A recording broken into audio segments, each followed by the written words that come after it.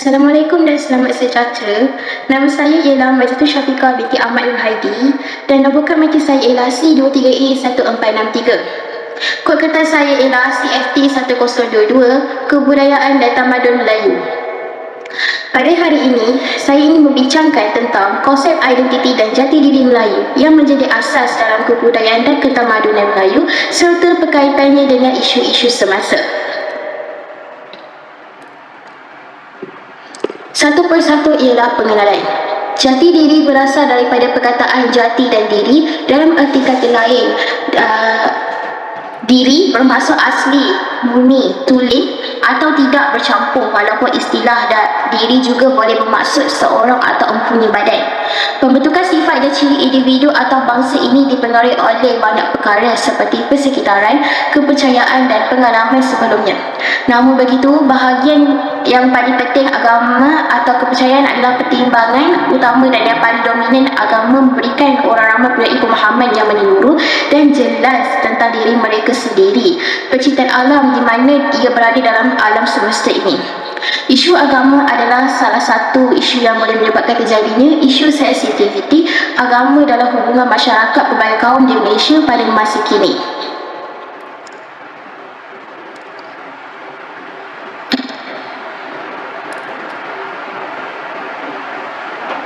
Seterusnya ialah 1.2 Penyataan masalah. Kajian ini tentang isu sensitiviti agama dalam hubungan masyarakat pelbagai kaum di Malaysia. Analisis bertujuan untuk menentukan cara penganut agama moden melihat perkara agama yang sensitif, menentukan perasaan agama masyarakat dan wujudkan halangan yang dihadapi oleh orang beragama untuk melindungi sensitiviti agama mereka. Penyelidikan ini harus memastikan semua rakyat Malaysia termasuk orang Islam tahu tentang perkara yang boleh memberi kesan kepada sensitiviti agama mereka. Seterusnya, 1.3 ialah persoalan kajian. Ada 3 persoalan kajian yang telah saya kaji, iaitu apakah cara untuk memupuk jati diri dalam kalangan masyarakat. Yang kedua ialah adakah isu-isu sensitiviti agama yang terjadi dalam kalangan masyarakat penganut agama Islam dan penganut agama lain selain daripada agama Islam. Yang ketiga ialah bagaimanakah faktor-faktor pencetus konflik sensitiviti agama terjadi yang dihadapi dalam kalangan masyarakat.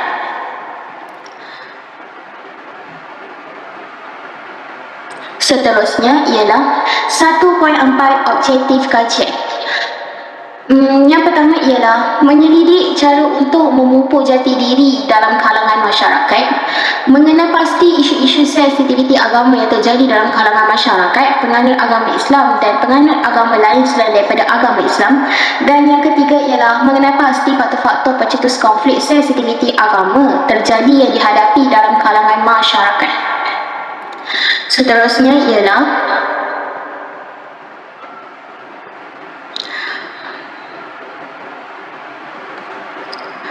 1.5 ialah batasan kajian. Kajian ini dihadkan iaitu pekajian yang menganalisis isu sensitif Islam dan bukan agama Islam serta kekurangan memupuk jati diri yang berlaku dalam masyarakat. Tema kajian ini ialah konsep identiti dan jati diri Melayu yang merupakan asas kebudayaan Melayu dan bagaimana ia berkaitan dengan isu semasa. Pengkaji hanya mengambil cabang soalan yang banyak mengenai isu agama yang dilihat adalah kurang baik bagi masyarakat. Kajian ini menggunakan teori yang dibangunkan oleh Fishburne dan Eisen, iaitu offline behavior yang menunjukkan sikap untuk tingkah laku atau tingkah laku terhadap tingkah laku seseorang.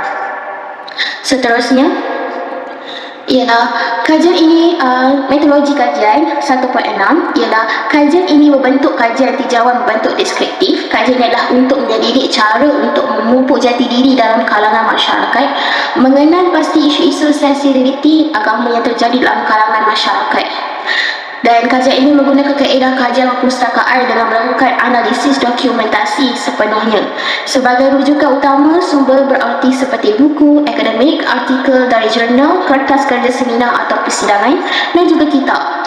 Selain itu, pekaji juga menggunakan sumber rujukan berasaskan laman web seperti media sosial, akhbar, majalah untuk digunakan sebagai sumber rujukan sekunder. Seterusnya, Seterusnya ialah analisis kajian.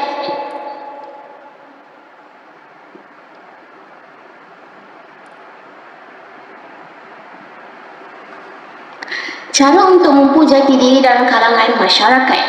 Masyarakat harus melekapkan diri mereka dengan nilai-nilai keagamaan dan moral dengan secukupnya.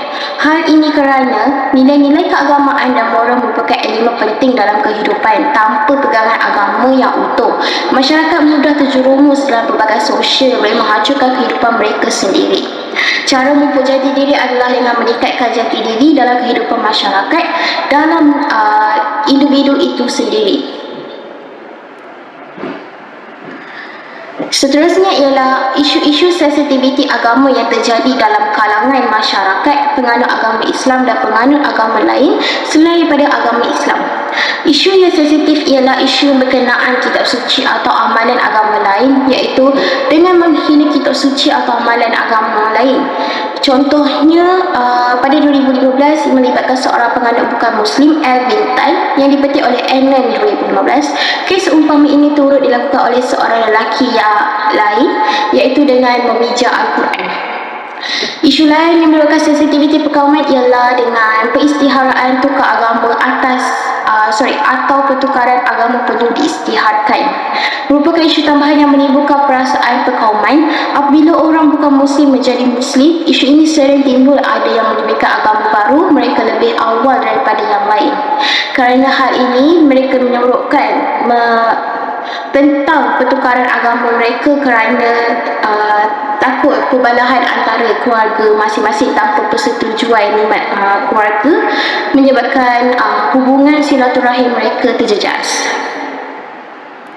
Seterusnya, konteks sosial ialah berkaitan dengan tempat ibadat, iaitu melakukan kerosakan di rumah ibadat. Dengan keadaan semasa yang mempengaruhi kes kerosakan rumah menyebabkan rasa tidak senang di kalangan penganut agama ritual yang berulang. Isu yang terakhir ialah menghadiri majlis perkahwinan agama lain telah menjadi isu berkaitan dengan jati diri dalam setiap individu. Isu datang majlis perkahwinan individu agama lain ialah perkahwinan dianggap sebagai tidak berfaedah dan sangat biasa dalam masyarakat yang beragama mempunyai masalah yang dihadapi oleh masyarakat. Dalam hal ini, tidak ada ajaran agama yang menghalang penganutnya daripada hadir ke majlis perkahwinan dengan orang yang mempunyai kepercayaan agama lain. Seterusnya ialah objektif kajian terakhir ialah faktor-faktor pencetus konflik sensitiviti agama terjadi yang dihadapi dalam kalangan masyarakat. Faktor yang pertama yang menyebabkan terjadinya konflik dari segi isu agama adalah sosial dan politik, kerana fenomena yang berlaku di kawasan penempatan padat seperti kawasan tinggal, rumah flat dan kondominium dan lain-lain juga menjadi penempatan haram. Apabila wujudnya penduduk yang tidak terus menjadi lebih buruk lagi ketidakseimbangan dalam masyarakat antara kaum. Dan gejalanya adalah sosial budaya pengaruh yang menunjukkan kebencian dan was-was terhadap agama. Dan seterusnya ialah akhir sekali konflik lain menyebabkan bangkitnya isu tentang agama dalam masyarakat ialah salah faham agama. Pendidikan yang tidak mencukupi dan persekitaran sosial tidak sihat menyebabkan kepada didikan etika dan agama tidak mencukupi. Akhir sekali ialah penutup 1.8 ialah akhir sekali zaman Kristen Melayu Melaka adalah dengan mereka fasa sejarah yang penting dalam pembentukan identiti jati diri Melayu yang unik. Yang disebut oleh Prof. Hashred sebuah revolusi dalaman yang digambarkan sebagai revolusi dari dalam telah mengubah identiti dan jati diri orang Melayu. Agama Islam digunakan untuk mengabadi jati diri Melayu kerana tanpa Islam ia harus digunakan sebagai panduan dan pendidik utama bangsa Melayu akan kehilangan identitinya. Oleh itu, orang Melayu mempunyai kewajipan untuk mengingati serta mengikuti ajaran Islam dalam setiap aspek kehidupan mereka. Malah, agama lain juga turut untuk membina jati diri mereka dan menghormati agama lain tanpa mewujudkan sensitiviti antara agama dan agama yang lainlah.